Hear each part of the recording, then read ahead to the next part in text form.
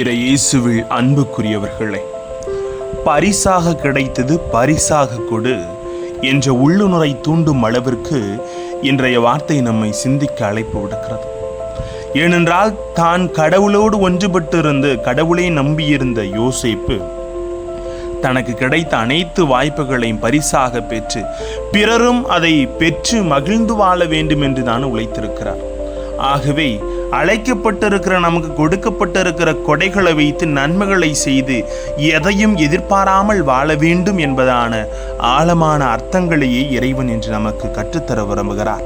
வார்த்தையோடு கடந்து சென்று சிந்திக்கலாம் வாங்க. Praise the Lord. இயேசுவுக்கே புகழ், இயேசுவுக்கே நன்றி. இறைவனின் அருட்கரமும் அருளாசிரும் உங்களோடு உங்கள் குடும்பத்தோடு நிறைவாக தங்கிட உங்களை நான் வாழ்த்துகிறேன். அன்பில் இனியவர்களே, இறைவனின் அழைப்பு என்பது நாம் தேர்ந்து கொள்ளுகிற விஷயம் அல்ல, மாறாக அது இறைவனால் நமக்கு வழங்கப்படும் கொடை, வரம், அருள் என்று சொல்லலாம். ஆகவே தான் இயேசு கிறிஸ்து யோவான் நற்செய்தியில் கூறுகிறார், யோவான் 15:16, நீங்கள் என்னை தேர்ந்து கொள்ளவில்லை, நான் தான் உங்களை தேர்ந்து கொண்டேன். இப்படி அவராக தேர்ந்தெடுத்த சீடர்களிடம் அவர் தேர்ந்தெடுத்ததற்கான எதிர்ப்பை, அறிவுரைகளை, தெளிவை வழங்குவதை இன்றைய நற்செய்தி ஆழமாக நம்மை சிந்திக்கவும் அழைக்கிறது. இறைவனிடமிருந்து நாம் பெற்றுக்கொள்ளுகிற பல இலவசமான வரங்களை மற்றவர்களுக்கு கைமாற்றுவதற்கு விலை நிர்ணயிக்க முடியாது. அப்படி நிர்ணயித்தால் அது வியாபாரத்தில் இடம்பெறும் விளைபொருளாக மாறிவிடும். அன்பார்ந்தவர்களே, இது சீடர்களுக்கு இயேசுவால் வழங்கப்பட்ட பிறரை குணப்படுத்தும் நலமளிக்கும் ஆற்றல்களுக்கு பொருந்தும். ஆகவே அவர்களிடம் இயேசு கூறுகிறார், கொடையாக பெற்றீர்கள், கொடையாக வழங்கள். இன்றைய உலக வழக்கில் நமக்கு இறைவனால் கொடுக்கப்பட்ட பல கொடைகள் வியாபாரமாக்கப்படும் அவலமான நிலையை பார்க்கிறோம். சேவையாக செய்யப்பட வேண்டிய மருத்துவமும் கல்வியும் வியாபாரமாக்கப்பட்டு இன்று விற்கப்பட்டு கொண்டிருக்கிறது. ஒரு மனிதன் எல்லா துறைகளிலும் தலை சிறந்தவனாக இருக்க முடியாது.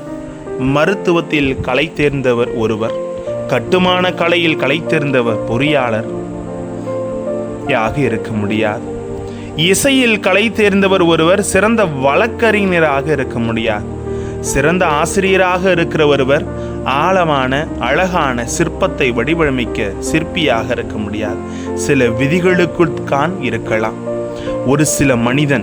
ஒரு மனிதன் பல விஷயங்களை செய்வதற்கு ஆற்றல் வாய்ந்தவனாக இருந்தாலும் ஓரிரு ஆற்றல்களில் தான் கலை தேர்ந்தவனாக இருக்க முடியும். அப்படி என்றால் அந்த ஓரிரு ஆற்றலை நீண்ட நாள் பயிற்சியினால் ஒருவர் தன்னிலே வளர்த்து கொண்டாலும் அது கண்டிப்பாக இறைவனின் பங்கு இல்லாமல் அவரிடம் வளர்ந்து ஒன்றும் இல்லை.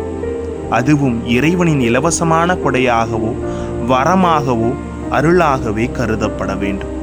இந்த ஆற்றலுக்கெல்லாம் நம்முடைய மனித உழைப்பினால் நமது வாழ்வாதாரத்தை கவனித்துக் கொள்ளும் வாய்க்காலாகவும் இறைவன் ஏற்படுத்தி இருக்கிறார். எனவே அதை நமது வாழ்வாதாரத்திற்கு மிஞ்சிய சம்பாதியத்தை, அளவுக்கு அதிகமாக பணத்தை சேர்க்கும் வழியாக மாற்றிக்கொள்வது ஒரு மிகப்பெரிய பாவம் என்பதை இன்று எத்தனையோ பேர் மறந்து வாழ்கிறார்கள். இறைவனின் அளவில்லா பராமரிப்பில் நம்பிக்கையில்லாதவர்கள் தான் வாழ்வாதாரத்திற்கு மிஞ்சிய சேகரிப்பில் ஈடுபடுவார்கள். அப்படிப்பட்ட இறை பராமரிப்பில் நம்பிக்கை இழந்தோரில் ஒருவராய் நீங்களும் நானும் இல்லாமல் இருக்க முயல வேண்டும். பரிசாக பெற்றீர்கள், பரிசாக கொடுத்தீர்கள். எல்லோருக்கும் கொடுக்கப்பட்டிருக்கிற குறை பிறரோடு பகிர்ந்து பிறருக்கு உதவும் வண்ணமாக மாறவே இறைவன் கொடுத்திருக்கிறார்.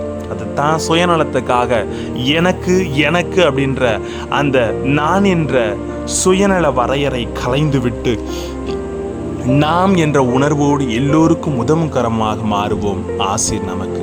ஜெபிப்போமா. அன்பு இறைவா, நீர் கொடுத்த அனைத்தும் என் வாழ்வில் பரிசாக பெற்றுள்ளேன். அதை பரிசாகவே கொடுத்து வாழும் வரத்தை கொடுத்து எங்களோடு நீர் வழிநடத்தும்படியாக உம்மை இறைஞ்சி ஜெபிக்கிறேன். ஜீவனுள்ள நல்ல பிதாவே, ஆமேன். Praise the Lord.